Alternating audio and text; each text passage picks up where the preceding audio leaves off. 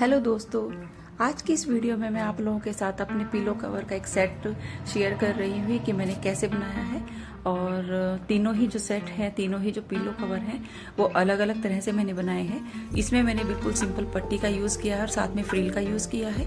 और जो दूसरा है वो बिल्कुल छोटू सा है, क्योंकि इसका जो कपड़ा उसमें से बचा था वो थोड़ा कम साइज़ का था, इसलिए मैंने इसको छोटे साइज़ में बना दिया है।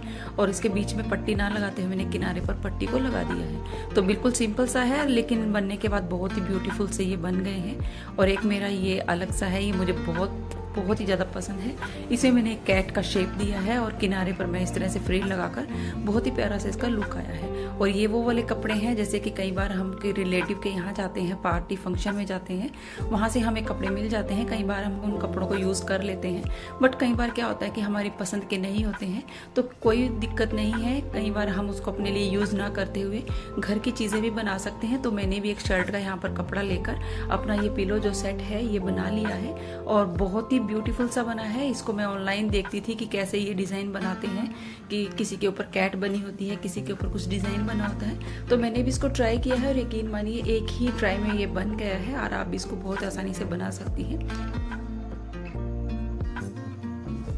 यहाँ पर जो शर्ट के कपड़े में से पीस लिया है वो मैंने 26x16 का लिया है। मैंने सबसे पहले पिलो जो था उसको मेजरमेंट कर लिया था। जितना मेजरमेंट आया है लंबाई और चौड़ाई में 1-1 इंच मैंने मार्जिन लेते हुए एक्स्ट्रा कट कर लिया है।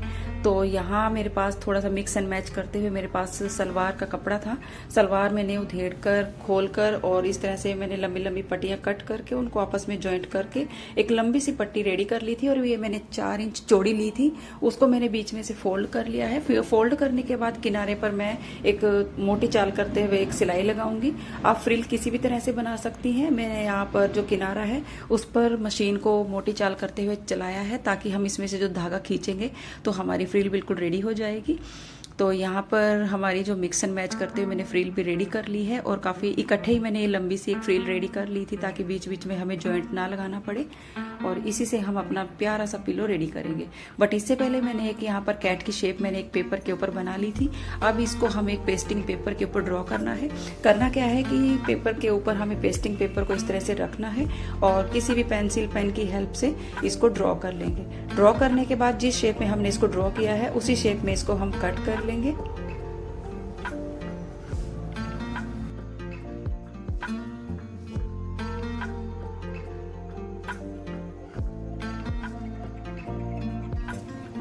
ये शेप मैंने कट कर ली है। अब जिस कलर की मैंने फ्रिल ली है उसी कलर का मैंने फैब्रिक लिया है और इस कटिंग को हमने इसके ऊपर रखा है। पेस्टिंग पेपर के ऊपर हम प्रेस को इस तरह से चलाएंगे तो जो ये पेस्टिंग पेपर है कपड़े से अच्छे से फिक्स हो जाएगा, चिपक जाएगा। अब हमें इस कपड़े की कटिंग करनी है। थोड़ा थोड़ा सा कपड़ा मतलब मार्जिन लेते हुए हमें इस कपड़े की भी कटिंग कर लेंगे। ये देखिए मैंने कपड़े की भी कटिंग कर ली है। अब हमें इस कपड़े को अंदर की तरफ मतलब फोल्ड करना है और इसके लिए आप फैब्रिक ग्लू का यूज़ कर सकती हैं, फेविकॉल का यूज़ कर सकती हैं। जिस तरीके से आप इस कपड़े को अंदर की तरफ फोल्ड करें आप उस तरह से कर सकती हैं। सबसे पहले मैंने छोटे छोटे कट लगाए हैं। कट लगाने से जो कपड़े को हम अंदर की तरफ फोल्ड करेंगे काफ़ी अच्छे से फिनिशिंग के साथ हमारा कपड़ा जो है वो अंदर की तरफ अच्छे से सेट हो जाता है। अब ये शेप हमारी बिल्कुल रेडी है। अब इसी कलर का मैंने धागा लिया है और इसको अच्छे से फिक्स करके यहाँ पर मतलब पिन से हम इसको फिक्स करेंगे ताकि ये हिले ना।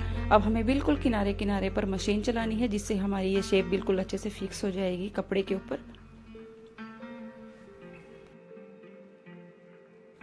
इस प्रकार हम घर में रखे हुए अपने कपड़ों को रीयूज करके बहुत ही अच्छे अच्छे आइडियाज़ बना सकते हैं, नए नए प्रोजेक्ट बना सकते हैं।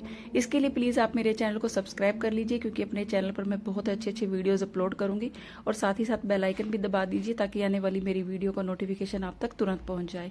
तो इस तरह से बातें करते करते और मशीन की चाल को बिल्कुल बारीक रखते हुए मैंने यहाँ पर जो कैट है उसकी नोज़ की जो शेप है वो भी बना ली है। और साथ ही इसकी जो पतली पतली 2-4 मूछें हैं दोनों तरफ मैं वो भी इसी मशीन से बना लूँगी। आप यदि मशीन से नहीं बनाना चाहती हैं आप सुई धागे से भी थोड़ा सा शेप को ड्रॉ कर सकती हैं। तो इस तरह से ये मेरी कैट जो है बिल्कुल रेडी हो गई है और इतनी आसान तरीके से फर्स्ट टाइम बन गई है। आप भी बहुत ही आसानी से इसको बना सकती हैं, बिल्कुल भी मुश्किल नहीं है। तो इस तरह से हमारा एक प्यारा सा जो हम मार्केट में देखते हैं या हम ऑनलाइन भी देखते हैं उसी शेप को, उन्हीं प्रोजेक्ट को हम घर पर बहुत ही आसानी से बना सकते हैं। और इस तरह से अपना टाइम भी हमारा अच्छे से यूज़ हो जाता है और साथ ही साथ जो घर में रखे हुए बेकार कपड़े हैं वो भी अच्छे से यूज़ हो जाते हैं।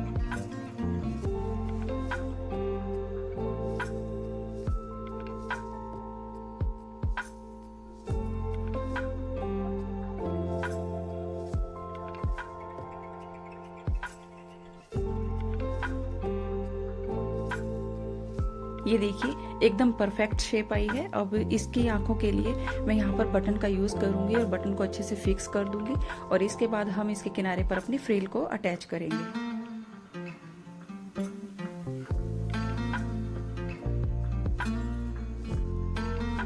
फ्रील को यहाँ पर हमें सबसे पहले वन पीस के किनारे पर अटैच करना है, ताकि जब हम इसके ऊपर दूसरा पीस रखकर सिलाई करें तो हमें कोई दिक्कत ना आए। तो सबसे पहले आप यही कीजिएगा कि आप पहले फ्रील को एक पीस पर अच्छे से अटैच कर लें।